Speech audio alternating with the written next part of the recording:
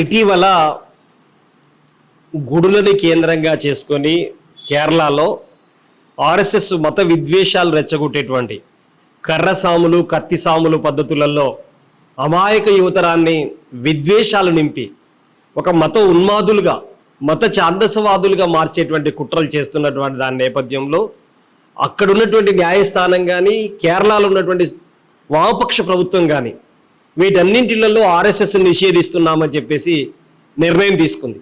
ఆ నిర్ణయాన్ని సంపూర్ణంగా దేశంతో పాటు రాష్ట్రంలో ఉన్నటువంటి అభ్యుదయవాదులు సెక్యులర్ శక్తులందరూ కూడా సంపూర్ణంగా స్వాగతించారు.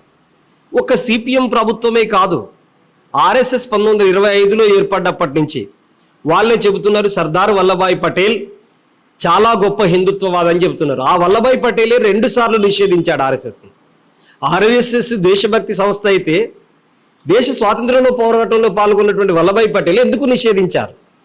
ఆర్ఎస్ఎస్ అనేటువంటిది ఒక ఉగ్రవాద సంస్థలాగా మారింది, దేశంలో విద్వేషాలు రెచ్చగొట్టేటువంటి సంస్థగా మారింది, హంతక ముఠాగా మారుతున్నది, పరమత ద్వేషం నింపుకుంటున్నది, పరాయి మతాన్ని బతకనిచ్చడానికి వీల్లేదని చెప్పి చూస్తున్నది. ఆ పద్ధతులలో ఈరోజు ఆర్ఎస్ఎస్ అనేటువంటిది ఉంది. కాబట్టి ఒక్క కేరళలోనే కాదు, ఈ తెలంగాణతో పాటు దేశంలో ఉన్నటువంటి అన్ని రాష్ట్రాల్లో ఆర్ఎస్ఎస్ అనేటువంటి ఒక మతోన్మాద సంస్థను ఉగ్రవాద సంస్థని నిషేధించాల్సిన అవసరం ఉంది.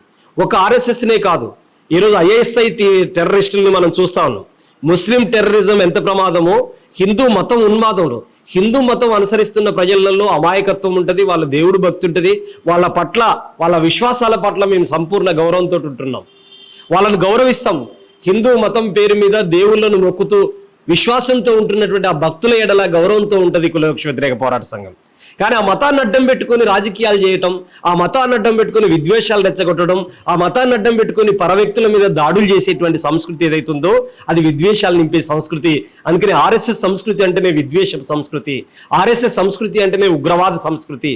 అలాంటి ఉగ్రవాద నీడలు కలిగి ఉన్నటువంటి ఆర్ఎస్ఎస్ను తక్షణమే నిషేధించాలని కులవివక్ష వ్యతిరేక పోరాట సంఘం డిమాండ్ చేస్తున్నది.